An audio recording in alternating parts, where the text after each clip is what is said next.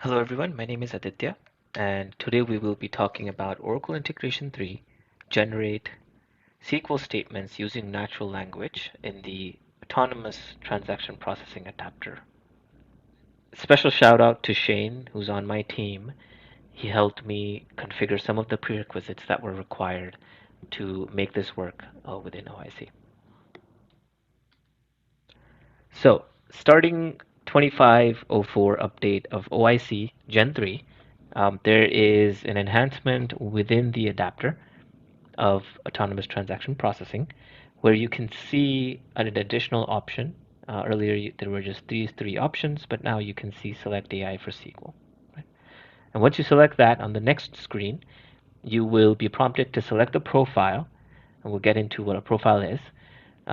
And once you select that, you can use natural language to generate SQL, right? So, for example, here I've just written get me all orders from tables, and then I use this generate query button to generate the SQL that you see down there. In terms of the SQL generation process, how this works, so you need to go to the database and create a profile first. And when you create it, you will have to decide on which LLM to use, right? In this case, in my example, I've used GenAI, OCI GenAI, but you can use, Cohere, OpenAPI, and all sorts of LLMs are supported. Once you do that, you create the profile, say this is the LLM I want to use, and then also give it some metadata about the database, right? So you tell it these are the tables that I want to use the natural language on. And then once your profile is set, you create it, you set it, and then you just produce the prompt like here, which goes to the LLM, generates a SQL, and then returns the query results or the SQL to the application, right? In terms of prerequisites, as I mentioned, number one, create a profile with an LLM. You can choose, Cohere, Azure OpenAPI, OCI GenAI, and there's extensive documentation on how and what to use. You specify the schema and the tables, right, or the views that you want to participate in this. There's a great video that two of my colleagues, Derek and Steven, have published to just introducing, Select AI, how to create profiles, what sort of grants are needed, what sort of permissions are needed. Um, and you can just go through this to set up your database for the natural language in the adapter. So coming to my demo, what we've done is we've created a credential for OCI, right? So for GenAI, for using OCI GenAI, you need to create the OCI signature. And when you use the create credentials, give it a name. And these are the standard parameters that you need to pass for creation of an OCI signature, right? Like user hosted, tenancy, fingerprint, etc. And then you create the profile, right? You give it a name, you give it a provider, and then you map the credential name to the credential that you just created so that it knows that this is the OCS signature I need to use. Um, and then in the object list is where you specify which tables or you want to use select AI on. Okay, before we get into the OIC environment, just wanted to quickly show you some of the documentation that I referred to while creating this, right? So number one, first always go to the adapter documentation, and when you see under the prerequisites for this, you will see there's a manage AI profiles now, which says you need to manage it through the DBMS Cloud AI package, right? And then when you click this manage AI profiles, right, it opens the autonomous database documentation.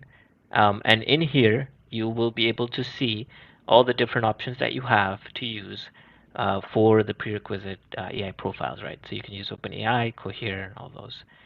In this case, I've used generative AI, but here there's examples on what privileges you need to run Select AI, and then also how to create credentials, and all the other things that you need to do in terms of prerequisites. But if you go to the GenAI one, this will basically just tell you need to generate an API signing key, and then there's links to how to generate API signing key and all those. But apart from that, if you search for just this DBMS Cloud AI package, in here you will see that there's these many procedures or functions that you can run. And what we basically do in the database is create a profile with that code that I had mentioned. And then there's also OCI documentation on how to use Select AI with generative AI. And here, this gives you examples of all the functions that you need to call or procedures that you need to call, create credential, create profile. And then this, if you were running within the database, this is what you would use to set the profile. But from the adapter, when you select the profile, it automatically runs this. Yeah. Now going to my database, um, I wanted to show you the profile that I created, right? So first step was to create the credentials. So if I go to this view, I can see that demo credentials is created. And here you can see it's enabled. Next, when I do user cloud AI profiles, then this will give me a list of profiles. And then this OCI profile is what I created and it's enabled. And then if you look at the attributes, right? So here I'll be able to see what I had passed in while creating this profile. And in this case, the provider is OCI, there's demo credentials and then the tables list, right? So what did I pass in for the tables? So here key tables are orders and order lines, and this is what we'll use in the demo. But I did also pass in some of the other tables that I had as samples as well. Okay, so getting into the actual environment, just wanted to quickly show you the ATP configuration, right? There's no change here. Everything's pretty much the same, just wallet, password, username, and password, and of course the service name. But now let's go ahead and create an integration, right? So let's go create one. Let's just call it scheduled. This is select AI ATP test. And I'll just go ahead and create this. And in here, I will use the ATP connection that I've created. And then I'll just call this test select AI. And here you'll see that option. Continue. And because the profile that I created was under that user, I can see the profile here and I select that. And when I do this, now I'm able to write natural language and click the generate query, right? Okay, so let's do a quick test. I will put in the first query, which is find me all orders. When I click generate query, this will hit that profile and get me the SQL generated, right? I can do a validate and test to see if the generated SQL is correct. And also I can take this to my database and put it there and run it just to make sure that it's returning data. So that means it is actually a valid SQL.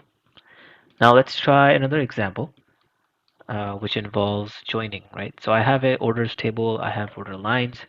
Now I want to join them and get a total of the lines, right? So when I do this and click generate query, this will again go to profile, go to my LLM, and get me a SQL that matches with what I'm asking, right?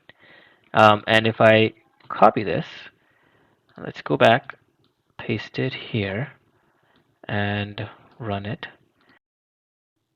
And you'll see that the order totals are coming in, right?